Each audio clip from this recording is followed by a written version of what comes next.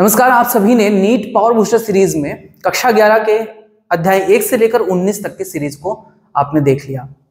अब जो सीरीज 20 से शुरू होगा, सीरीज 20 से लेकर 33 तक, वो होगा कक्षा 12 का, क्लास 12 का, जिसमें आपको पिछले कक्षा 11 के जितने भी अध्याय हैं उसी तरह से कक्षा 12 के अध्यायों को एनसीईआरटी के 100% लाइन से बनाए हुए ऑब्जेक्टिव क्वेश्चन के माध्यम से क्विक रिवीजन कराया जाएगा। यहाँ पर आपको जो पावर बूस्टर सीरीज 20 है, यहाँ पर कक्षा 12 का अध्याय 1 जो कि है पादपों में जनन, उसके बारे में आपको बताया जाएगा।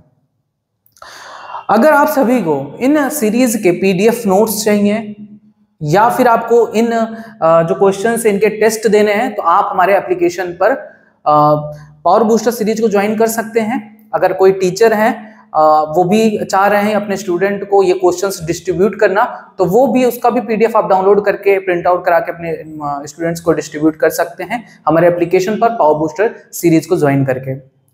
और दूसरा, बहुत से ऐसे टीचर जो शिक्षक पात्रता परीक्षा के लिए तैयारी कर रहे हैं, यानी टीचर्स की वैकेंसी के लिए तैयारी कर रहे हैं और उनका जो पीजीटी है या टीजीटी है उसकी तैयारी कर रहे हैं, तो उसके लिए भी आप ये टेस्ट जरूर ज्वाइन करिए क्योंकि आपको बहुत हेल्प करने वाला है।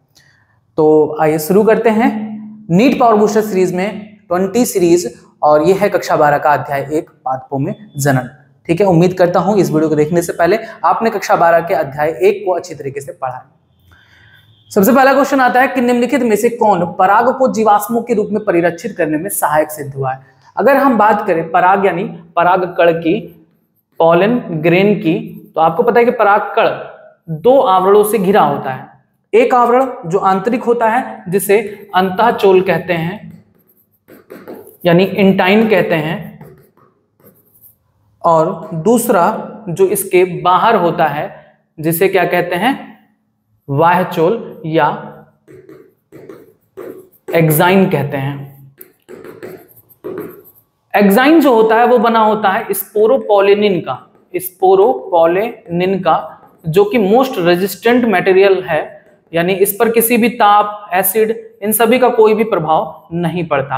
बात करें इंटाइन की, तो ये बना होता है सेलुलोज और पेक्टिन की बनी होती हैं। ठीक है, परागकण में आपको पता है कि 2 कोशिकाएं पाई जाती हैं। एक बहुत बड़ी कोशिका होती है जिसे कायिक कोशिका कहते हैं, और दूसरी जो होती है वो छोटी कोशिका होती है जिसे जनन कोशिका कहते हैं। जनन कोशिका से ही किसका निर्माण होता है, नर युग्मकों का निर्माण होता है। तो यहां पर क्या पूछा गया, पराग को जीवाश्म के रूप में परिच्छेद करने में कौन सहायक होता है। जो पराग कण होती हैं उसकी जो बाहरी आवरण होती है बाह्यचोल, वो बनी होती है स्पोरोपोलिनिन की, जो मोस्ट रेजिस्टेंट मटेरियल होता है। इस पर किसी ताप, दाब या किसी भी अम्ल क्षार का कोई इफेक्ट नहीं पड़ता। और यही जो स्पोरोपोलिनिन है वो इसको कई हजारों लाखों सालों तक सुरक्षित बनाए रखता है। यानी जीवाश्म बनने में किसका रोल होता है, स्पोरोपोलिनिन का। स्पोरोपोलिनिन की वजह से ये सड़ते नहीं हैं। ठीक है, तो यहां पर आप क्या लगाओगे, ऑप्शन डी, स्पोरोपोलिनिन। नेक्स्ट, बीजांड का पिंड बीजांड वृंत से कहां पर संलयित होता है। अगर हम बात करें अंडाशय में, आप पढ़े हो कि स्त्री के शर्म के 3 भाग होते हैं, वर्तिकाग्र, वर्तिका और अंडाशय। ये है वर्तिकाग्र, और ये है वर्तिका, और ये है अंडाशय। तो जो अंडाशय होता है उसके अंदर पाया जाता है बीजांड। तो जो बीजांड है वो किसके माध्यम से लगा होता है। अगर हम बात करें बीजांड की, तो बीजांड वृंत है ये, और ये भाग है नाभिका। ये पूरी संरचना क्या है, बीजांड। तो जो बीजांड है वो बीजांड वृंत से, फ्यूनिकल से किसके माध्यम से जुड़ी होती है, नाभिका के माध्यम से जुड़ी होती है। ऑप्शन लगाएंगे ए। ठीक है, नेक्स्ट, एक पादप के परागकोश से परागकणों के एक भिन्न पादप के वर्तिकाग्र पर स्थानांतरण के लिए कौन सा शब्द प्रयुक्त होता है जिसमें परागण के दौरान वर्तिकाग्र पर आनुवंशिक रूप से भिन्न प्रकार का परागकण लाया जाए। देखिए, अब यहां पर कई प्रकार के परागण आपको बताए गए हैं। एक बताया गया है स्वयुग्मन। स्वयुग्मन का मतलब होता है जब एक ही पुष्प पर परागण हो, यानी उसी पुष्प का परागकण उसी पुष्प के वर्तिकाग्र पर जाए, तब स्वयुग्मन यानी ऑटोगैमी कहते हैं। उसके बाद होता है दूसरा सजात पुष्पी परागण। सजात पुष्पी परागण, सजात पुष्पी परागण क्या कहलाता है? सजात पुष्पी परागण में एक ही पौधे के दो पुष्प के बीच यानी पौधा एक ही है, उसके दो अलग अलग पुष्पों के बीच जब परागण होता है तो इसे सजात पुष्पी परागण कहते हैं। दूसरा आता है परनिषेचन जिसे जीनोगैमी कहते हैं। इसमें क्या होता है? दो अलग अलग पौधों के पुष्पों के बीच परागण की प्रक्रिया, पुष्पों के बीच परागण। अब यहां पर एक बात आप समझ लो, जैसे देखो यहां पर क्या कहा गया है कि एक ही पुष्प पर परागण, तो जो पुष्प है भैया उसी का परागकण भी है, उसी का अंडाणु भी है, यानी यहां पर आनुवंशिकी क्या होगी? समान होगी, आनुवंशिकी समान होगी, वही डीएनए होगा। अब देखो एक ही पौधे पर, तो भैया पौधा एक ही है, पुष्प उसके दो हैं, तो पौधा एक ही है ना, यानी इन दोनों पुष्पों का जो डीएनए होगा वो भी समान होगा, यानी इनमें भी आनुवंशिक समानता देखी जाती है। लेकिन जब दो अलग अलग पौधे हैं तो पौधों का अलग अलग अपना डीएनए होगा। हर प्राणी का, हर इंसान का, चाहे हर पौधे का, हर जंतु का डीएनए अलग होता है। तो जब दो अलग अलग पौधों की बात की जाए जिसमें पुष्पों के बीच परागण हो, तो ऑफ कोर्स डीएनए भी उनका अलग अलग ही होगा, यानी आनुवंशिकी भी क्या होगी? भिन्न होगी। तो यही से आप पकड़ लो, आनुवंशिक रूप जब भिन्न प्रकार हो तब यहां पर हम परनिषेचन लगाते हैं, जीनोगैमी लगाते हैं, ऑप्शन ए। अब यहां पर दिए गए सजात पुष्प परागण जिसके बारे में बता दिए। उन्मील परागणी पुष्प और अनुन्मील परागणी पुष्प क्या होते हैं?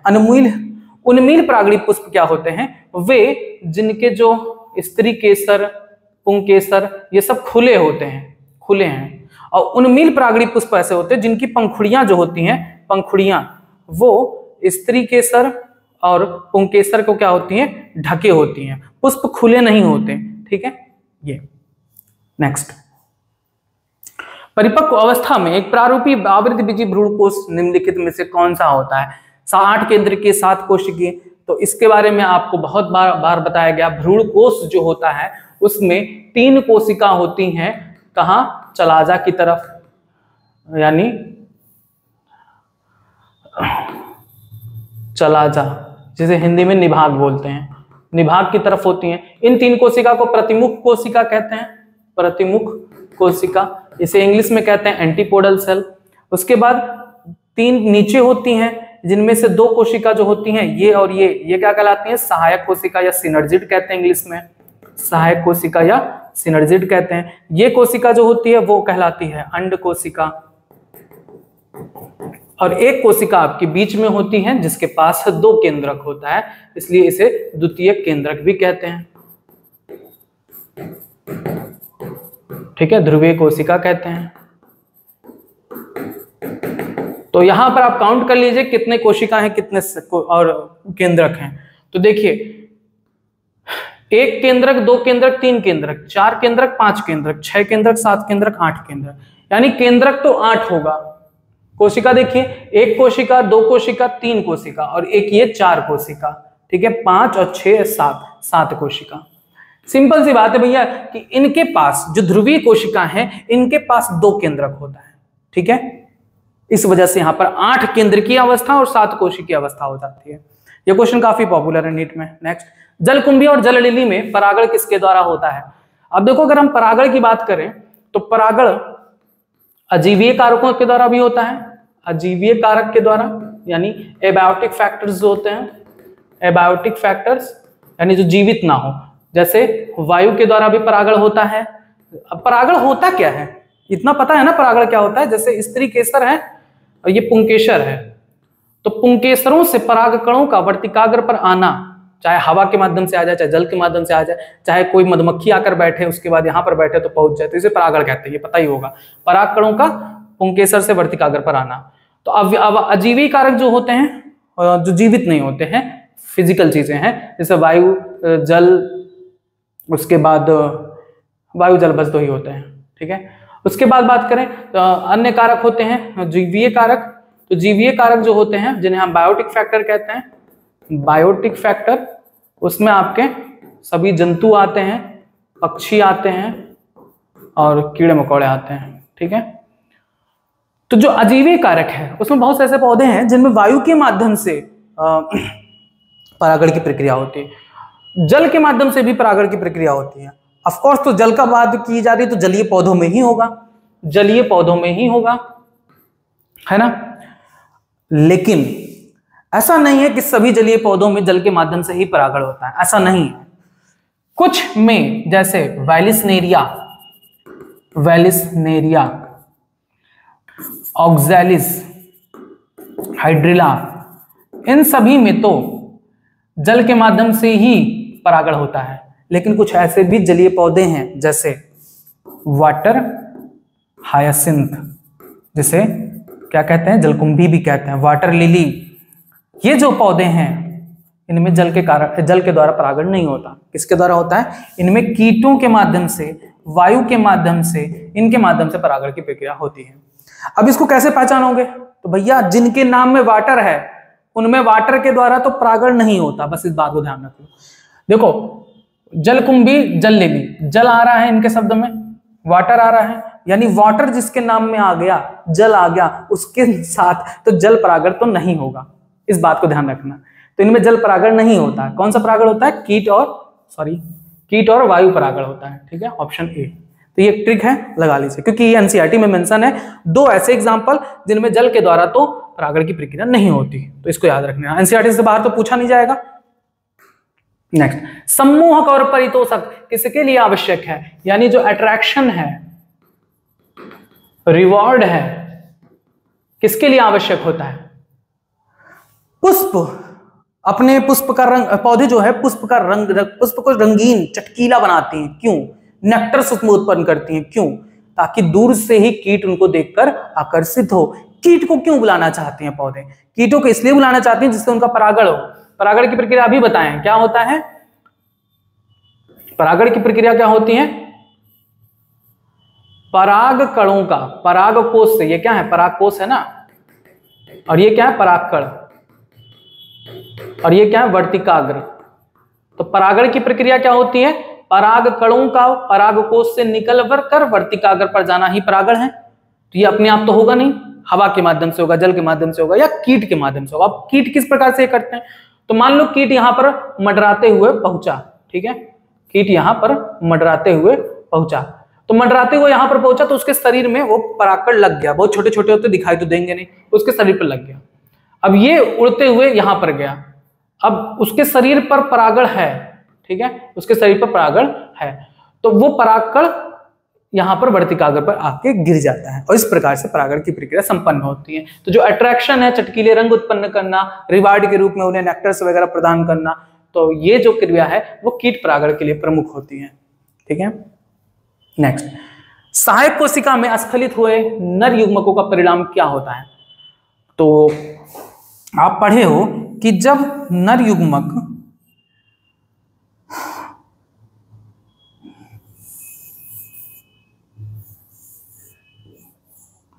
जब परागकण यहां पर आता है, अंकुरण होता है, उससे पराग नली निकलती है, और फिर इससे जो पराग नर जनन कोशिका है वो विभाजित होकर दो नर युग्मक बनाती है। आपको पता है कि यहाँ पर 3 कोशिकाएं होती हैं, जिनमें बीच में एक अंड कोशिका होती है, और यहाँ पर द्वितीयक केंद्रक होता है।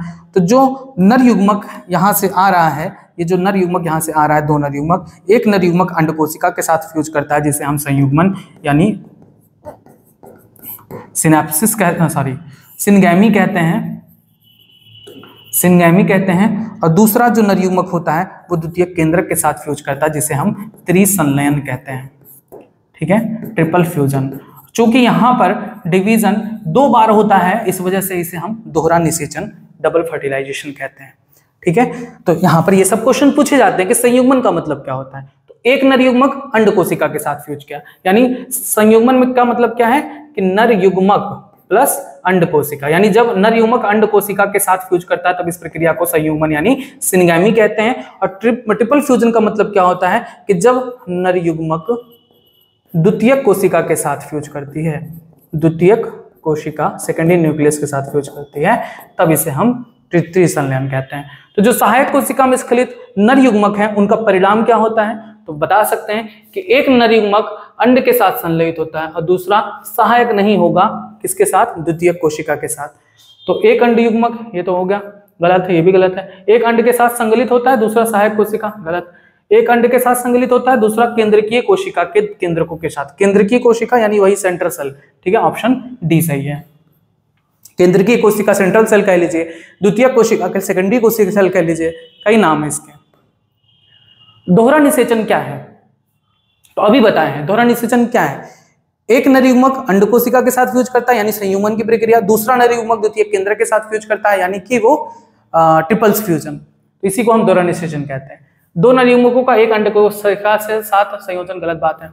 एक नर युग्मक का दो ध्रुवीय केंद्रों के साथ, गलत बात। एक पराग नली के दो नर युग्मकों का दो भिन्न अंडों के साथ, गलत बात। देखो युग्मक संलयन यानी सिनगैमी और ट्रिपल फ्यूजन, संयोजन, ठीक है, ट्रिपल फ्यूजन, बस ऑप्शन डी सही है। नेक्स्ट, निम्नलिखित में से किसमें उसके जीवन काल में एक ही बार पुष्पन करता है, केवल एक बार पुष्पन कौन करता है भैया, बांस स्पीसीज, ऑप्शन सी लगा दीजिए। बीज में अवशिष्ट बीजांडकाय को क्या कहा जाता है, जो अवशिष्ट बीजांडकाय होते हैं उसे परिभ्रूणपोष कहा जाता है, ऑप्शन बी। ये सब एकदम याद करने वाली चीजें, सब पढ़ाया गया आपको। कुछ पादपों में मादा युग्मक बिना निषेचन के भ्रूण में परिवर्तित जाती है, इस घटना को क्या कहते हैं। देखो बिना निषेचन के किसमें, भ्रूण में परिवर्तन क्या कहलाएगा, अनिषेक जनन, ऑप्शन डी, ठीक है, अनिषेक जनन कहलाएगा। अनिषेक फलन नहीं होता, क्योंकि बिना निषेचन के फल के निर्माण की प्रक्रिया को अनिषेक फलन कहते हैं। यहाँ पर भ्रूण का निर्माण हो रहा है तो भ्रूण के निर्माण को अनिषेक जनन कहते हैं, ऑप्शन डी। पादप का वह भाग कौन सा है जिसमें दो पीढ़ी, एक पीढ़ी दूसरे के अंदर होती है, यानी हमें क्या कहते हैं, डिप्लॉयड अवस्था, द्विगुणित और आगुणित अवस्था ढूंढनी है, द्विगुणित और आगुणित अवस्था ढूंढनी है। तो देखो परागकोश के अंदर परागकण, परागकोश के अंदर परागकण, आपको पता है कि परागकण कैसा होता है, परागकण आगुणित होता है, बिल्कुल सही बात है। परागकोश द्विगुणित होता है, यानी ये वाला पॉइंट तो बिल्कुल सही है। दो नर युग्मकों वाली अंकुरित परागकण, दो नर युग्मक वाली अंकुरित परागकण, तो ये तो होगा नहीं, क्योंकि परागकण तो आगुणित है ही और उसके अंदर भी दोनों कोशिकाएं, दो नर युग्मक, ये भी आगुणित ही हैं, यानी ये भी गलत होगा। फल के अंदर बीज, फल के अंदर बीज यानी फल जो कि द्विगुणित है, फल द्विगुणित है और जो बीज है, बीज भी तो द्विगुणित होगा, द्विगुणित, तो ये तो होगा नहीं। आगुणित द्विगुणित दोनों ढूंढना है। बीजांड के अंदर भ्रूणकोश, बीजांड के अंदर भ्रूणकोश, बिल्कुल सही बात है, क्योंकि अगर आप बीजांड को देखोगे तो उसके अंदर जो भ्रूणकोश होता है वो आगुणित कोशिका होती है जो भ्रूणकोश का निर्माण करती है। आपको पता है कि मादा या हम दीर्घ बीजाणु जनन की बात करें तो दीर्घ बीजाणु जनन में जो एमएमसी होती है, यानी क्या कहते हैं, मेगा स्पोर मदर सेल, और दीर्घ बीजाणु मात्र कोशिका, उसमें अर्धसूत्री विभाजन होता है जिससे 4 दीर्घ बीजाणुओं का निर्माण होता है, जिसमें से 3 नष्ट हो जाते हैं। एक जो होता है वो परिपक्व होता है, परिपक्व दीर्घ बीजाणु ही भ्रूणकोश का निर्माण करता है। तो भ्रूणकोश आगुणित होता है और बीजांड जो होता है वो द्विगुणित होता है, यानी ऑप्शन डी ये सही है। ऑप्शन ए और डी लगाएंगे, यानी ऑप्शन डी लगाएंगे। नेक्स्ट, पुष्पी पादपों में निषेचन के पश्चात विकास के विषय में निम्नलिखित में से कौन सा कथन गलत है। पुष्पी पादपों में निषेचन के पश्चात, अच्छा ठीक है, निषेचन हो गया, निषेचन के बाद आपको पता क्या होता है, युग्मनज भ्रूण में परिवर्तित होता है, बीजांड बीज में परिवर्तित होता है, अंडाशय फल में परिपक्व होता है। देख लीजिए, अंडाशय फल में विकसित होता है, सही है। युग्मनज भ्रूण में, सही है। केंद्रीय की कोशिका भ्रूणकोश में विकसित होता है, सही है। बीजांड भ्रूणकोश में, गलत बात है, बीजांड बीज में परिवर्तित होता है, ऑप्शन डी गलत है। नेक्स्ट, पुष्पों की खेती क्या कहलाती है, फ्लोरिकल्चर कहते हैं, ऑप्शन बी। नेक्स्ट, दोबारा रिपीट हो गया। नेक्स्ट, पुष्पों में क्रमशः नर जननांग और मादा जननांग क्या होता है। तो पुष्प की आप संरचना के बारे में जानते हो, ये है आपका स्त्री केसर, ठीक है, मादा जननांग जिसे हम जायांग कहते हैं, और ये जो आपको बना के दिखाते हैं ये क्या है, ये है नर जननांग यानी पुंकेसर, ठीक है। तो पुमंग और जायांग, पुंकेसर को पुमंग भी कहते हैं, जायांग को स्त्री केसर भी कहते हैं। अब इसके बारे में डिटेल आपको बताया गया है एप्लीकेशन पर, ठीक है, क्यों इसे कहते हैं। ऑप्शन सी पुमंग और जायांग। नेक्स्ट, परागकोश कैसा होता है, तो देखो परागकोश में 2 पालियां होती हैं। अगर हम इसे कट करेंगे, अगर हम इसको कट करें इधर से, तो इसके अंदर भी 2 कोष्ठक दिखाई देते हैं, 2 कोष्ठ दिखाई देते हैं। 2 कोष्ठ इधर, 1 2 और 1 2, 4 कोष्ठ होते हैं, 2 पाली होती है, यानी द्विपालिक और 4 कोष्ठीय अवस्था होती है। द्विपालिक और 4 कोष्ठीय, ऑप्शन ए लगा दीजिए। एक प्रारूपी आवृत बीजी परागकोश द्विपालित होते हैं तथा प्रत्येक पाली में कितने कोष्ठ होते हैं? 2 पालित होते हैं और प्रत्येक पाली में कितने होंगे? 1 और 2। एक पाली में 2 कोष्ठ होते हैं, ठीक है, ऑप्शन बी लगाएंगे। परागकोश कैसी संरचना है? तो परागकोश 4 दिशीय संरचना होती है। परागकोश 4 दिशीय संरचना होती है। क्यों? क्योंकि देखिए यहाँ पर चारों दिशाएं होती हैं, एक इधर, एक इधर और एक इधर, एक इधर, 4 दिशीय संरचना होती है। परागकुटी पॉलन सैक का निर्माण किससे होता है? तो अगर हम बात करें परागकण की, तो परागकण में ये जो आप दिखाई देता है, यह है लघु बीजाणुधानी। शुरुआत में इसे कहते हैं लघु बीजाणुधानी। लघु बीजाणुधानी से ही बनता है परागकोश, ठीक है, परागकुटी पॉलन सैक, ठीक है, लघु बीजाणुधानी से बनता है, ऑप्शन डी। नेक्स्ट, लघु बीजाणुधानी 4 भित्ति पर तो साबित होता है, जिनका बाहर से अंदर की तरफ बताइए। लघु बीजाणुधानी में अगर आप बाहरी तरफ देखोगे तो ये होता है बाह्य त्वचा। क्या होता है? बाह्य त्वचा। इसके अंदर होता है एक और लेयर जिसे कहते हैं अंतस्त्वचा। अंतस्त्वचा, एंडोथीसियम, ठीक है, एपिडर्मिस, एंडोथीसियम। उसके बाद होता है मिडिल लेयर, 1 से 3 तक हो सकता है। 1 से 3 लेयर क्या होता है? मध्य स्तर, यानी मिडिल लेयर। उसके बाद एक और स्तर होता है जिसे क्या कहते हैं? टेपिटम। टेपिटम बहुत प्रमुख है क्योंकि टेपिटम में 1 से अधिक केंद्रक पाया जाता है। एक तो ये इंपॉर्टेंट पॉइंट, 1 से अधिक केंद्रक होता है, यानी ये कैसा कोशिका है? सिनकाइटियम है। सिनकाइटियम को यही तो कहते हैं, 1 से अधिक केंद्रक पाया जाए तो उसे सिनकाइटियम कोशिका कहते हैं। सिनकाइटियम होता है। दूसरा, पराग को पोषण देता है, नर्स कोशिका कहलाती है, पराग को पोषण देता है, ठीक है।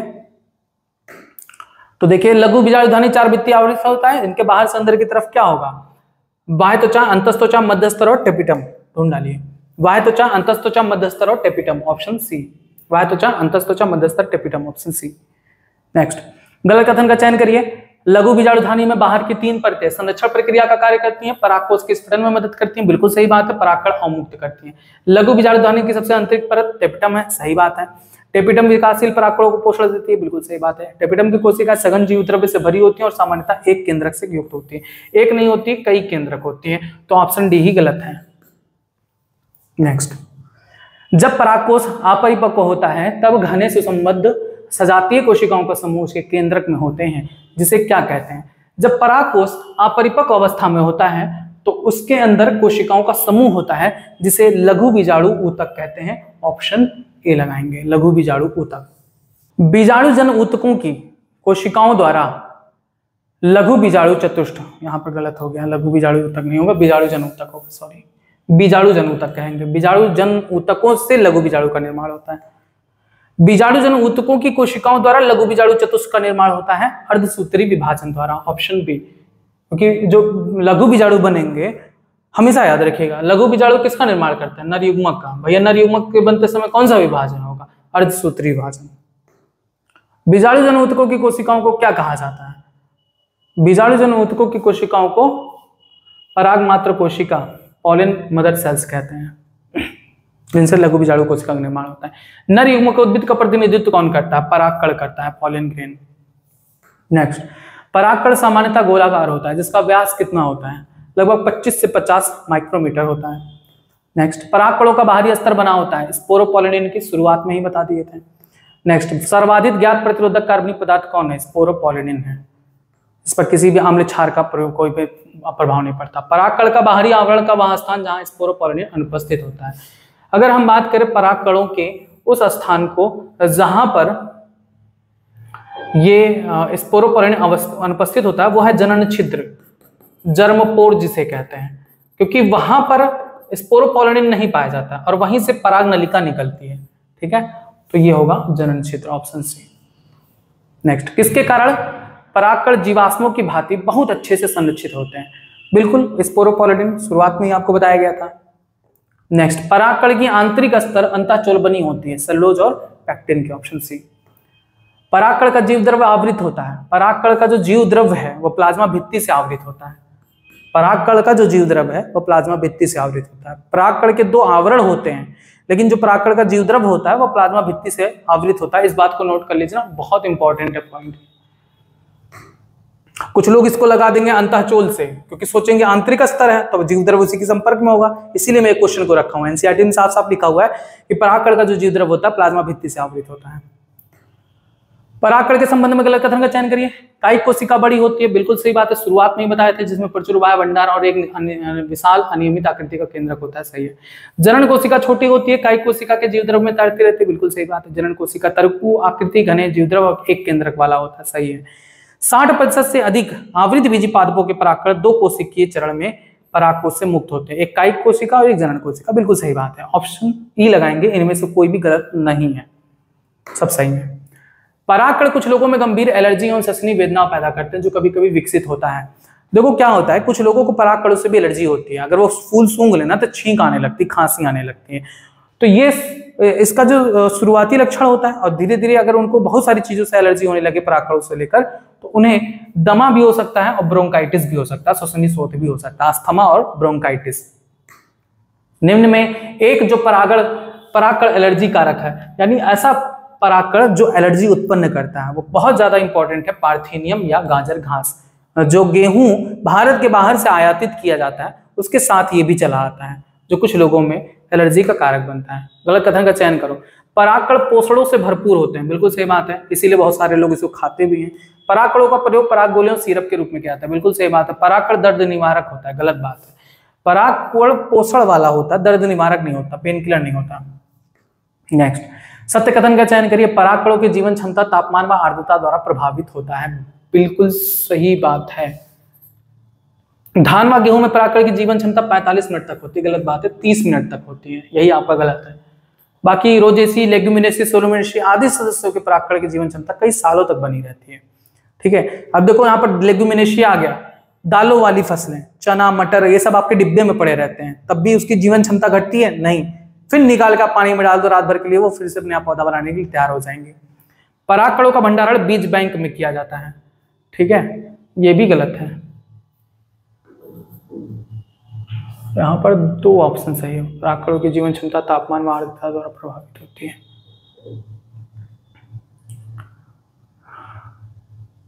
नहीं, ये गलत बात है, सॉरी, ये भी गलत बात है, क्योंकि जीवन क्षमता की बात की गई है ना, परागकण के अंकुरण की बात नहीं की गई है, सॉरी, परागकण की जीवन क्षमता की बात करिए। तो ये आर्द्रता और जीवन तापमान पर प्रभावित नहीं होता, क्योंकि स्पोरोपोलिन, परागकण का जो बाहरी परत होता है वो स्पोरोपोलिन का बना होता है। मैं बीज को लेकर उसको सोच ले गया था। परागकणों का जो बाहरी आवरण है स्पोरोपोलिन का बना होता है, और वहां पर ये जो है, मैंने बीज का यहाँ सारा एग्जांपल दे दिया, आई एम सो सॉरी, यहाँ सब परागकणों के बारे में बताया गया, बीज के बारे में जो आपके डिब्बे में रखा होता है वो बीज होता, परागकण नहीं होता, सॉरी।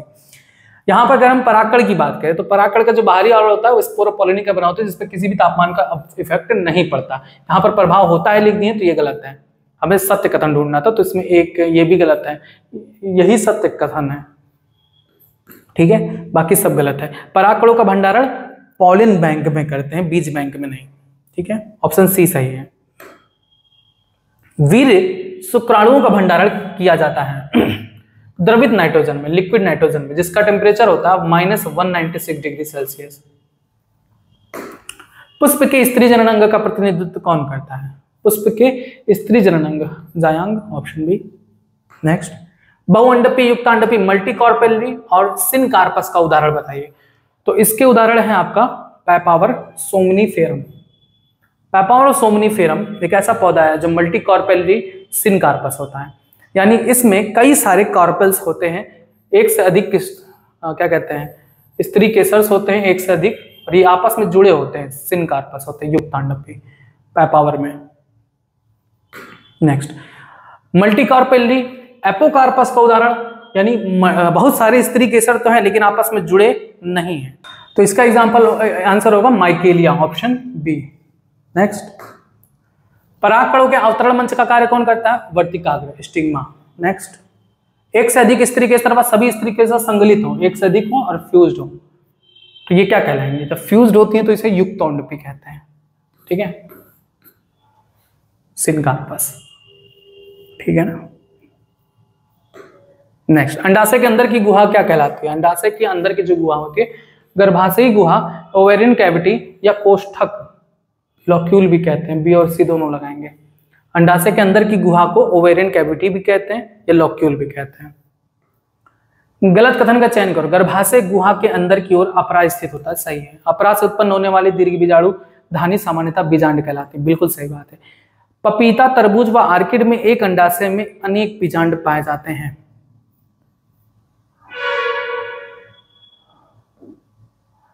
ये भी सही है। गेहूं, धान व आम में केवल 2 ही बीजांड पाए जाते हैं, नहीं, एक ही बीजांड होते हैं। ठीक है, ऑप्शन डी गलत है। नेक्स्ट, बीजांड अपरा से जुड़ा होता है। बीजांड अपरा से जुड़ा होता है। बीजांड वृंत द्वारा शुरुआत में ही बताए थे। ठीक है, बीजांड व बीजांड वृंत का संधि बिंदु क्या कहलाता है? तो ये कहलाता है निभाग। अध्यावरण बीजांड के किस भाग पर अनुपस्थित होता है? तो ये है आपका अध्यावरण, एक हो गया इधर और एक इधर। ठीक है, तो ये जो अध्यावरण होता है वो इस स्थान पर, जिसे हम बीजांड द्वार कहते हैं, इस स्थान पर अपूर्ण होता है, नहीं पाया जाता बीजांड द्वार पर, ऑप्शन बी। नेक्स्ट, बीजांड के आधारी भाग का प्रतिनिधित्व कौन करता है? अगर अभी देखो ये वाला उल्टा फिगर है, आधारी भाग ये है, जैसे ये अंडाशय हो गया, ये है बीजांड। ठीक है,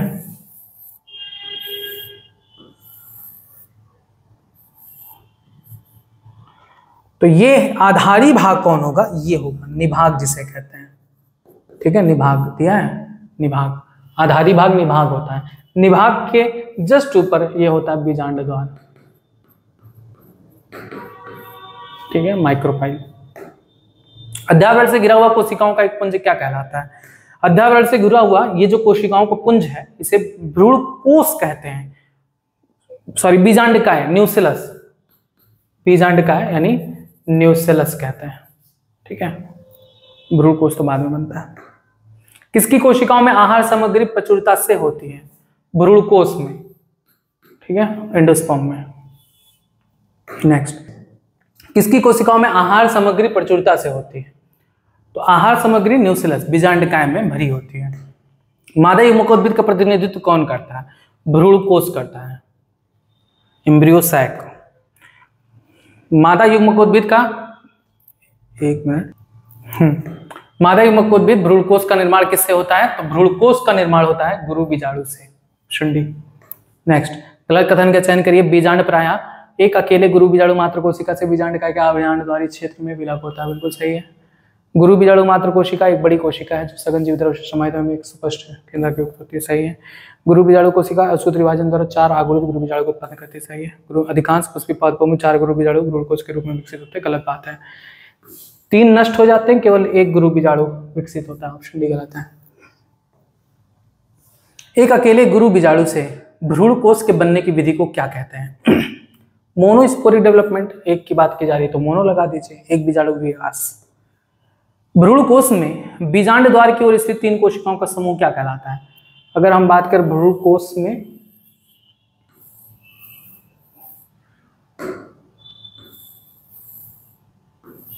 बीजांड द्वार ये है, यहां पर 3 कोशिकाओं का समूह होता है जिसे अंड समुच्चय कहते हैं। इसमें 2 कोशिका होती है सहायक कोशिका, 1 कोशिका होती है अंड कोशिका, जिसे अंड समुच्चय एग apparatus कहते हैं, ऑप्शन डी लगाएंगे। भ्रूण कोश की केंद्रकीय कोशिका में केंद्रकों की संख्या, केंद्रकीय कोशिका में 2 केंद्रक होते हैं। ठीक है, 3 कोशिका ये होती है जिसे प्रथमुख कोशिका एंटीपोडल सेल कहते हैं, तो 2 केंद्रक होते हैं। नेक्स्ट, अंड समुच्चय के अंतर्गत क्या आता है? अभी बताया था एग apparatus के अंतर्गत क्या आता है? 1 अंड कोशिका, 2 सहायक कोशिका, तो सहायक कोशिका और अंड कोशिका, ऑप्शन सी लगाएंगे। प्राग्नलिकाओं का दिशा निर्देश कौन करता है? अगर हम बात करें सहायक कोशिका में, तो यहीं पर कुछ ऐसी घास जैसी संरचना आप देखोगे जो फिलिफॉर्म apparatus कहलाते हैं, तंतुरूप समुच्चय कहलाते हैं, यही परागनलिका का दिशा निर्देशन करते हैं, सहायक कोशिका के पास पाए जाते हैं। परागनलिकाओं का दिशा निर्देशन कौन करता है? Filiform apparatus, option B. Next, एक प्रारूपीय आवृतबीजी भ्रूण कोश परिपक्व होने पर होता है, अभी आप आगे पढ़े ही हो, आप 8 केंद्र की होता है, 7 कोश की, ऑप्शन बी। भ्रूण कोश की 3 कोशिकाएं जो निभाग की तरफ होती हैं, प्रतिमुख कोशिका, एंटीपोडल सेल्स। नेक्स्ट, एक ही पुष्प में परागकोश से वर्तिकाग्र तक परागकणों का स्थानांतरण एक ही पुष्प में जब होता है तो उसे हम स्वयुग्मन कहेंगे। नेक्स्ट, स्वयुग्मन अपेक्षाकृत दुर्लभ होता है, किसमें? स्वयुग्मन दुर्लभ होता है ऐसे परागकोश वर्तिकाग्र जो अनावृत हो, जो खुले हुए होते हैं। ऐसे पुष्प जो खुले हैं तो उनके हो सकता है परागकण किसी दूसरे पुष्प पर चले जाए, उसी के पुष्प पर न जा पाए, तो ऐसी कंडीशन हो सकती है। स्वयुग्मन के लिए क्या जरूरी है? स्वयुग्मन के लिए जरूरी है कि पराग वर्तिकाग्र की विमुक्ति के लिए समकालता हो, यानी पराग और वर्तिकाग्र एक ही समय पर जो है परिपक्व हो। ये बिल्कुल सही बात है, ठीक है, बिल्कुल सही बात है। नेक्स्ट, उन्मीलित परागणी व अनुन्मीलित परागणी पुष्प उत्पन्न होते हैं। कुछ ऐसे भी पौधे जिनमें दोनों प्रकार के उत्पन्न होते हैं, वायोला, कॉम्बिलिना, ऑक्जेलिस, उपरोक्त सभी लगाएंगे। सभी में परागकोश व वर्तिकाग्र अनावृत होते हैं, खुले होते हैं, किसमें? उन्मीलित परागणी पुष्प में। परागकोश वर्तिकाग्र अनावृत नहीं होते, खुले नहीं होते, अनुन्मीलित परागणी पुष्प में। सदैव संयुग्मन होता है। भैया जो पुष्प कभी खिलेगा ही नहीं, खुलेगा ही नहीं, तो उसका परागकण बाहर नहीं जाएगा, अंदर ही अंदर हो जाएगा, तो ये स्वयुग्मन होगा ही युग्मन होगा। तो स्वयुग्मन अवश्य होता है किसमें? जो खुलते नहीं है, अनुन्मीलित परागणी पुष्प में। Option A.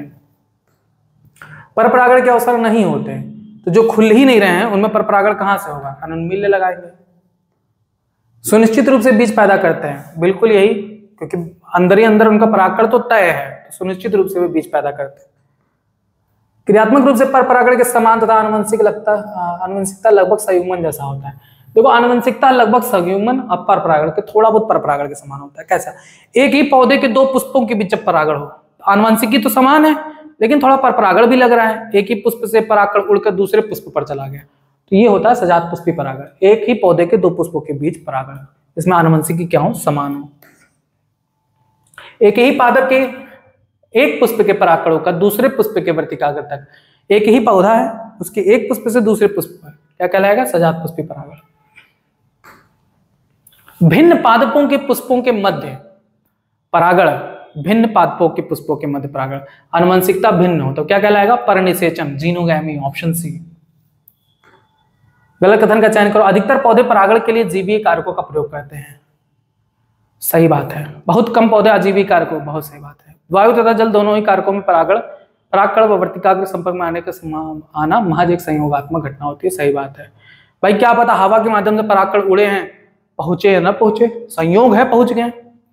उसके बाद अजीवीय परागित पुष्प परागकण की तुलना में असंख्य बीजाणु उत्पन्न करते हैं। असंख्य बीजाणु नहीं, असंख्य परागकण उत्पन्न करते हैं, ठीक है, यही ऑप्शन आपका गलत है, डी। नेक्स्ट, अजीवीय परागण में, सत्य कथन ढूंढना है यहाँ पर, गलत नहीं। अजीवीय परागण में जल द्वारा परागण सर्वाधिक सामान्य, गलत बात है, वायु द्वारा होता है ज्यादा। वायु परागण हेतु परागकण हल्के होने चाहिए, वाह यहाँ पर ना लिख दिए, वाह होना चाहिए। वाह चिपचिपाहट युक्त होते हैं, तो चिपचिपाहट युक्त होना भी गलत है, चिपचिपाहट युक्त नहीं होना चाहिए, नहीं तो कहीं चिपक के रुक जाएगा। उसकी जो वर्तिकाग्र है वो चिपचिपाहट युक्त होनी चाहिए, तो ये गलत है। वायु परागित पुष्पों के जो पुंकेसर है अनावृत खुले हों, उनके वर्तिकाग्र बड़े हों, पिच्छ युक्त हो, ये बिल्कुल सही बात है, ऑप्शन सी सही। वायु परागित पुष्पों में प्रत्येक अंडाशय में असंख्य बीजाणु होते हैं, परागकण होते हैं, बीजाणु नहीं। नेक्स्ट, भुट्टा में एक संरचना जो वर्तिकाग्र व वर्तिका होती है, जो परागकणों को पकड़ने हेतु झूमती रहती है, क्या नाम है? टैसल्स। टैसल्स, ये क्वेश्चन आपका नीट में पूछा गया है, ठीक है, बहुत इंपॉर्टेंट है। टैसल्स किसमें पाई जाती है? भुट्टा यानी कॉर्न का याद रखना, कॉर्न यानी मक्का कह सकते हो, मक्का। घासों में किस प्रकार का परागण सर्वथा सामान्य होता है? तो घासों में वायु परागण सर्वथा सामान्य होता है, वायु परागण। गलत कथन का चयन करिए। पुष्पी पादप में जल परागण काफी दुर्लभ है, यह लगभग 30 वंशों तक सीमित है, बिल्कुल सही बात है। शैवाल, ब्रायोफाइटा, टेरिडोफाइटा में नर युग्मों का परिवहन का नियमित साधन जल ही है। पढ़े हो, चिल्ला चिल्ला के पढ़ा है 11th में। शैवाल, ब्रायोफाइटा, टेरिडोफाइटा अपने निषेचन के लिए, जनन के लिए जल पर निर्भर करते हैं। ब्रायोफाइटा व टेरिडोफाइटा का विस्तार इसलिए सीमित है क्योंकि इनमें कीट परागण होता है, नहीं, इनमें जल परागण होता है, इस वजह से ये सीमित है, यही गलत है। ब्रायोफाइटा और टेरिडोफाइटा में जो परागण है वो जल द्वारा होता है, अब इनको जल चाहिए तभी वो फैलेंगे, जहां जल नहीं होता वहां ये नहीं पाए जाते। जल परागित पुष्प वेलिस्नेरिया है, जोस्टेरा, हाइड्रिला, ये सही है। निम्न में जल परागण किसमें पाया जाता है? वेलिस्नेरिया, हाइड्रिला, जोस्टेरा में। जलकुंभी, कुमुदिनी यानी जल वाटर लिली, इन सभी में कौन सा पाया जाता है?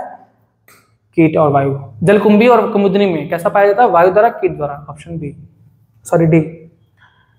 मादा पुष्प का जल की सतह पर आना, मादा पुष्प का जल की सतह पर आना, परागकणों का जल की सतह पर अवमुक्त होकर मादा पुष्प में पहुंचाना किसका अभिलक्षण है?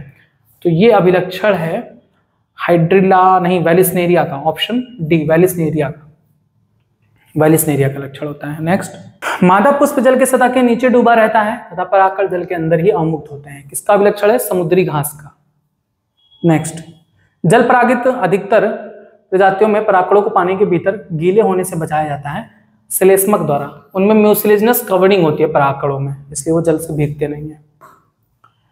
अगला कथन का चयन करिए। वायु तथा जल परागित पुष्प ना तो बहुत रंग युक्त होते हैं और ना ही मकरंद पैदा करते हैं। बिल्कुल सही बात है, क्योंकि उन्हें कीटों की जरूरत होगी नहीं। प्राणियों में कीट पतंग, विशेष रूप से मधुमक्खी प्रधान अजीवीय परागकण कारक है। अजीवीय नहीं होता, जीवीय होता है, यही आपका गलत है। Option B. नेक्स्ट, गलत कथन का चयन करिए। कीट परागित पुष्प बंदे नहीं होगा, बड़े होगा। बड़े, रंगीन, सुगंध युक्त, मकरंद से भरपूर, सही है। जंतु रंगों और सुगंध के कारण पुष्पों की ओर आकर्षित होते, सही है। मक्खियों, बीटल से परागित होने वाले पुष्प मलिन यानी फोल ऑर्डर स्रावित करते हैं, बिल्कुल सही बात है। ये जंतु आकर्षित होते, जिससे जंतु आकर्षित होते हैं, सही है। आपने देखा होगा कुछ पक्षी ऐसे होते हैं जो सड़ी गली चीजों पर भिनभिनाते हैं, तो वो ऐसे पुष्प पर भी भिनभिनाते हैं जो बड़ी सड़ी गली बदबू देती है। तो ऐसे पुष्प जो मक्खियों द्वारा परागित होती हैं वो सड़ी गली चीजों का सुगंध उत्पन्न करती हैं। जैसे कि एग्जाम्पल है रेफ्लेसिया। रेफ्लेसिया का पुष्प सबसे बड़ा पुष्प होता है पादप जगत में, वो एकदम सड़े मांस की बदबू आती है मक्खियों को अट्रैक्ट करने के लिए। कीट परागित पुष्प कीटों को कुछ भी पारितोषिक प्रदान नहीं करते, गलत बात है। रिवार्ड तो देते ही हैं, नेक्टर देते हैं, जिससे मधुमक्खियां अपना शहद बनाती हैं, ठीक है। यही गलत है, ऑप्शन डी। एमार्फोफाइलस का पुष्प कुछ प्राणियों के लिए उपयुक्त होता है। एमार्फोफाइलस अंडा देने के लिए, यानी ऐसे कुछ जंतु हैं जो पुष्पों का प्रयोग करते हैं अपना अंडा देने के लिए, तो वो है कहलाते हैं एमार्फोफाइलस। सलभ अपने अंडे देते हैं, मॉथ जो है अपने अंडे युक्का के पादप में देते हैं, ऑप्शन बी। सलभ का लार्वा अंडे से तब बाहर आता है जब बीज विकसित होना प्रारंभ करता है, ऑप्शन सी। बहुत से कीट या भ्रमणकर्ता बिना परागण के पराग को चुरा ले जाते हैं, इन्हें भैया पॉलन रॉबर कहते हैं। रॉबर का मतलब ये होती है चोरी। नेक्स्ट, निरंतर स्वपरागण से होता है अंतः प्रजनन, अवसादन, इनब्रीडिंग, डिप्रेशन, ठीक है। नेक्स्ट, कुछ प्रजातियों में पराग अवमुक्ति व वर्तिकाग्र ग्राह्यता समकालिक नहीं होते। यह किसे रोकने के लिए होता है? यह किसे रोकने के लिए होता है? स्वपरागण को रोकने के लिए, कि भैया स्वपरागण ना हो, क्योंकि कुछ पौधों को पता चल गया है कि स्वपरागण से इनब्रीडिंग, डिप्रेशन होता है, इसलिए ये स्वपरागण नहीं करवाना चाहते हैं। तो भिन्न भिन्न काल में उनके वर्तिकाग्र परागकोश परिपक्व होते हैं। स्वपरागण रोकने हेतु एक वंशानुगत पराक्रम क्या है? वंशानुगत पराक्रम है सेल्फ कॉम्पेटेबिलिटी, इनकॉम्पेटेबिलिटी, यानी उन पर जो परागकण आएगा अगर उन्हीं का है तो वो ग्रोथ नहीं कर पाएगा। बी। नेक्स्ट, स्वपरागण रोकने के साधन है पराग अवमुक्ति व वर्तिकाग्राह्यता समकालिक हो। स्वपरागण को रोकने के लिए गलत है। परागकोश व वर्तिकाग्र भिन्न स्थानों पर हो। पराग अवमुक्ति व वर्तिकाग्र ग्राह्यता समकालिक हो। परागकोश व वर्तिकाग्र भिन्न स्थानों पर, ये तो सही है। सेल्फ इनकॉम्पेटिबिलिटी, स्वासामंजस्य भी सही है।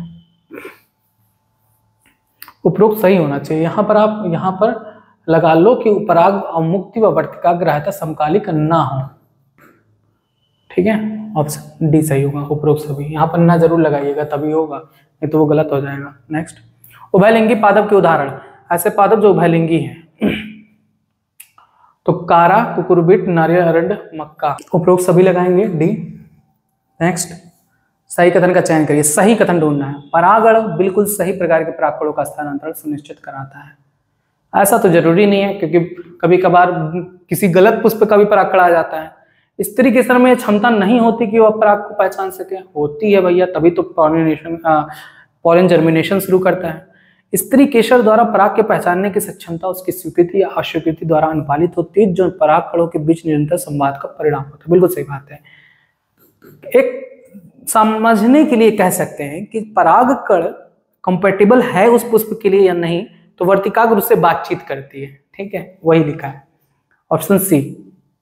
अब ये बातचीत केमिकल्स के द्वारा होती है, कुछ केमिकल सीक्रेट करती है वर्तिकाग्र जो उससे मैच करता है, तभी वो एंट्री देने देती है। पराग नलिका की वृद्धि किसके माध्यम से होती है? वर्तिकाग्र वर्तिका ऊतकों के माध्यम से होती है। पराग नलिका अंडाशय में पहुंचने के पश्चात किसके माध्यम से सहायक कोशिका में प्रविष्ट करता है? तो तंतुमय समुच्चय फिलीफॉर्म अपरेटस द्वारा। पराग नलिका के प्रवेश को दिशा निर्देशित कौन करता है? तो इसकी दिशा निर्देशित तंतुरूप समुच्चय फिलीफॉर्म अपरेटस करता है। वर्तिकाग्र पर पराग अवस्थित होने से लेकर बीजांड में पराग नलिका के प्रविष्ट होने तक की सभी घटनाओं को क्या कहते हैं? पराग स्त्री केशर संकर्षण, पोलन पिस्टिल इंटरैक्शन कहा जाता है। पराग स्त्री केशर संकर्षण क्या ऐसा प्रोसेस है? तो ये एक गतिक प्रोसेस है, डायनामिक प्रोसेस होता है। फसल की उन्नति या प्रगतिशीलता कार्यक्रम क्रॉप इंप्रूवमेंट प्रोग्राम के लिए क्या प्रमुख होता है? तो आर्टिफिशियल हाइब्रिडाइजेशन, कृत्रिम परागण। बोरावस तकनीक का प्रयोग किस में किया जाता है? किस लिए किया जाता है? वर्तिकाग्र को कीटों से बचाने के लिए गलत, वर्तिकाग्र का परागण के आने हो तो गलत है, वायु प्रेषण, संदूषण से, यानी गलत प्रकार के परागण ना आ पाए। ऑप्शन डी बिल्कुल सही बात है। विपुंसन तकनीक कहलाता है, विपुंसन इमैस्कुलेशन क्या कहलाता है? पराग कोष को काटकर हटाना, रिमूवल ऑफ एंथर। ठीक है, यहाँ देखो पुंकेसर लगा है, इसको मत लगा देना। पुंकेसर में एंथर और फिलामेंट दोनों आ जाते हैं, तो हमें सिर्फ एंथर को हटाना होता है। Option C. नेक्स्ट, विपुंसन की आवश्यकता नहीं होती, किसमें नहीं होगी भैया? द्विलिंगी पुष्प होंगे तो नहीं होंगी। ऑप्शन बी, जब अलग अलग पुष्प हैं, नहीं द्विलिंगी नहीं, द्विलिंगी में तो आवश्यक होगा, एक लिंगी पुष्प में दो अलग अलग, यानी नर पौधा अलग है मादा पौधा अलग है, तब वहां पर विपुंसन की आवश्यकता नहीं होगी। नेक्स्ट, पराग नलिका द्वारा दो नरयुग्मक अवमुक्त किए जाते हैं सहायक कोशिका के जीव द्रव्य में, बिल्कुल सही बात है। नेक्स्ट, द्विनिषेचन प्रक्रिया क्या है? दोनों नरयुग्मक का अंड कोशिका के साथ, गलत बात। एक नरयुग्मक का अंड कोशिका के साथ, दूसरे नरयुग्मक का सहायक कोशिका के साथ, गलत। एक नरयुग्मक का अंड कोशिका के साथ, दूसरे केंद्रीय कोशिका, बिल्कुल सही बात है। Option C. नेक्स्ट, नरयुग्मक का अंड कोशिका के संलयन क्या कहलाता है? सिनगैमी कहलाता है, युग्मक संलयन। नेक्स्ट, युग्मक संलयन के दौरान निर्मित होता है, युग्मनज बनता है। नेक्स्ट, नरयुग्मक का केंद्रीय कोशिका के साथ संलयन क्या कहलाता है? त्रिसंलयन, ट्रिपल फ्यूजन कहलाता है। त्रिसंलयन के दौरान किसका निर्माण होता है? त्रिगुणित प्राथमिक भ्रूणपोष केंद्रक का।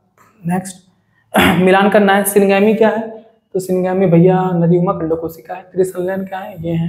प्राथमिक भ्रूणपोष केंद्रक क्या बनाता है? भ्रूणकोष बनाता है, युग्मनज भ्रूण बनाता है। A का 2 बी लगा दीजिए चुपचाप। नेक्स्ट, मिलान क्या करना है? प्राथमिक भ्रूणपोष केंद्रक, प्राथमिक भ्रूणपोष केंद्रक क्या बनाता है? भ्रूणपोष बनाता है। युग्मनज क्या बनाता है? भ्रूण बनाता है। बीजांड क्या बनाता है? बीज। अंडाशय क्या बनाता है? फल। A का 4 ये है, ये है। बी का थर्ड दोनों है। सी का सेकंड, ऑप्शन ए।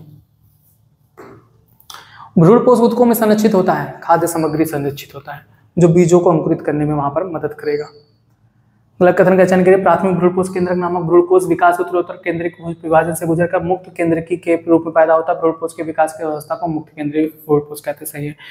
सेलुलाइजेशन के से पहले मुक्त केंद्रों की संख्या में व्यापक भिन्नता होती है, सही है। कच्चे नारियल का पानी मुक्त केंद्रकीय भ्रूणपोष है, और इसके आसपास का जो सफेद गुदा होता है वो कोशिकीय भ्रूणपोष है, बिल्कुल सही बात है। ये क्वेश्चन पूछा गया है, नारियल जो पानी पीते हैं वो कैसा है? फ्री न्यूक्लियर एंडोस्पर्म होता है। Option D. इनमें से कोई गलत नहीं है, सब सही है। बीज के परिपक्व होने से पहले भ्रूणपोष पूरी तरह से विकासशील भ्रूण द्वारा उपभोग कर लिया जाता है। किसमें? यानी ऐसा जिसमें एंडोस्पर्म पाया ही ना जाए, तो वो है मटर, मूंगफली, सेम। ये एक ऐसे पौधे हैं इनके पास एंडोस्पर्म नहीं होता बीज के दौरान। नेक्स्ट, बीज परिपक्व होने के बाद भी भ्रूणपोष परिपक्व रूप में पाया जाता है, मोस्टली एक बीजपत्री जो होते हैं उसमें। इसमें एग्जांपल आएगा अरंड, नारियल, गेहूं, मक्का, बाजरा। नेक्स्ट, भ्रूण भ्रूणकोष के किस स्थान पर विकसित होता है? भ्रूण भ्रूणकोष के निभाग के स्थान पर। चला जा, नहीं, बीजांड द्वार की तरफ होगा। Option C. निभाग की तरफ नहीं, बीजांड द्वार की तरफ होता है।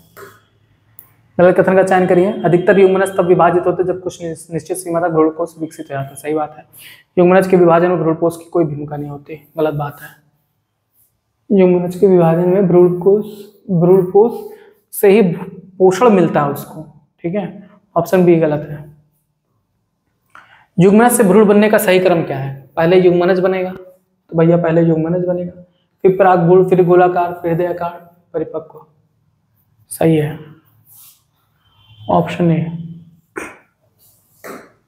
एक प्रारूपी द्विबीजपत्री भ्रूण में समाहित होते हैं डाइकॉट एम्ब्रियो में। एक भ्रूणीयक्ष होता है, 2 बीजपत्र होता है। एक भ्रूणीयक्ष 2 बीजपत्र। द्विबीजपत्री भैया 2 बीजपत्र होगा ही, और एक भ्रूणीयक्ष होता है। द्विबीजपत्री भ्रूण में बीजपत्र का स्तर से ऊपर भ्रूणीयक्ष का स्थान क्या कहलाता है? बीजपत्रोपरिक कहलाता है। द्विबीजपत्री भ्रूण में बीजपत्रोपरिक समाप्त होता है, कहां पर समाप्त होता है? तो इसका आंसर होगा परांकुर या स्तंभ सिरे पर, ऑप्शन ए। नेक्स्ट, घास परिवार क्या है? एक बीजपत्री होता है, मोनोकोटिलियड। नेक्स्ट, एक बीजपत्री भ्रूण के बीजपत्र को क्या कहते हैं? स्कूटुलम कहते हैं। नेक्स्ट, एक बीजपत्री भ्रूण में स्कूटुलम के जुड़ाव के स्तर से ऊपर भ्रूणीयक्ष के ऊपर भाग क्या कहते हैं? वही बीजपत्रोपरिक कहते हैं। एक बीजपत्री भ्रूण में बीजपत्रोपरिक में प्रोरोसीस तथा कुछ आधिकालिक व्रण होते हैं जो एक खोखला पर्णीय संरचना को घेरे होता है, क्या कहलाता है? परांकुरचोल। प्रोरोसीस है ना, परांकुरचोल, ऑप्शन डी। नेक्स्ट, बीज क्या है? तो बीज एक निषेचित क्या है? बीजांड, निषेचित बीजांड कहलाता है। नेक्स्ट, बीज में विशिष्ट रूप से होता है बीजावरण होता है, बीजपत्र होता है, एक भ्रूणक्ष होता है। सही है, ऑप्शन ए। नेक्स्ट, गैर एल्ब्यूमिनस बीज के उदाहरण क्या है?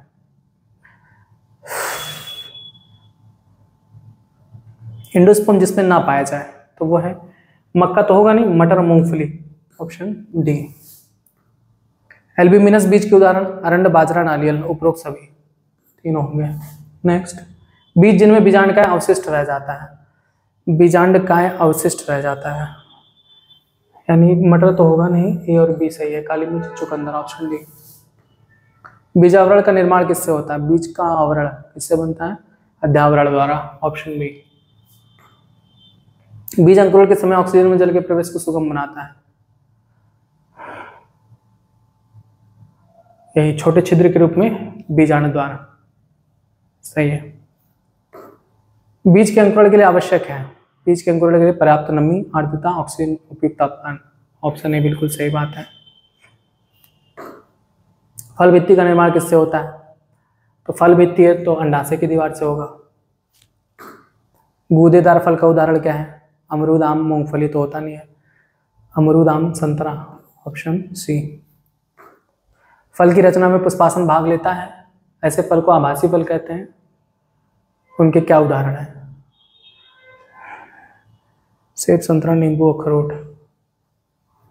नींबू तो होगा नहीं, संतरा भी नहीं होगा। स्ट्रॉबेरी, सेब, अखरोट, काजू, इनमें जो है पुष्पासन भाग लेते हैं फल के बनने में। अनिषेक जनित फल का उदाहरण, यानी जो बिना निषेचन के उत्पन्न होता है, वो है केला।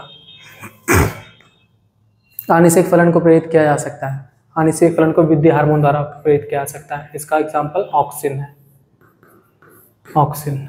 नेक्स्ट, गलत कथन का चयन करिए। प्रजनन प्रक्रिया जैसे परागण एवं निषेचन जल आदि से स्वतंत्र होते हैं, बीज की रचना काफी निर्भरतापूर्ण होती है।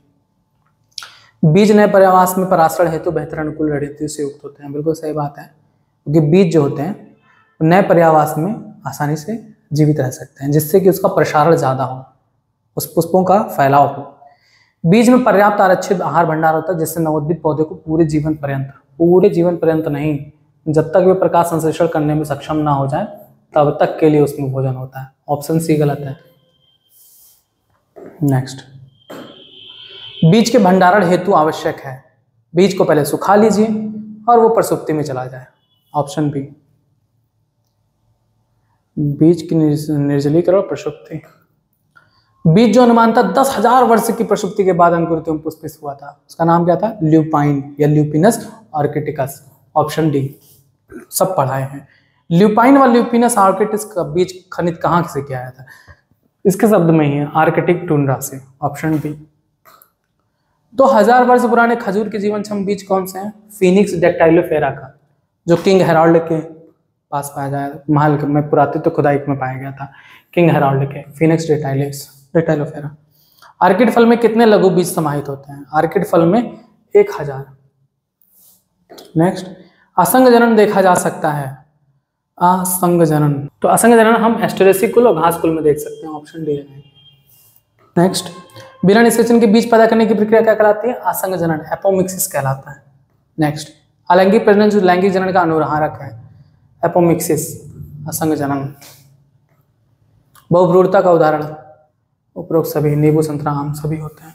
नेक्स्ट, बस ये था आज का चैप्टर जिसमें आपने जाना अध्याय 1 पादपों में जनन से संबंधित महत्वपूर्ण ऑब्जेक्टिव क्वेश्चंस जो आपके नीट में पूछे जाने की पूरी संभावना है। उम्मीद करता हूं कि आपको अच्छी तरीके से समझ में आए हैं। आप इसके बाद नेक्स्ट जो अध्याय है मानव जनन, उसके ऑब्जेक्टिव क्वेश्चंस को देखेंगे नेक्स्ट पार्ट में। धन्यवाद।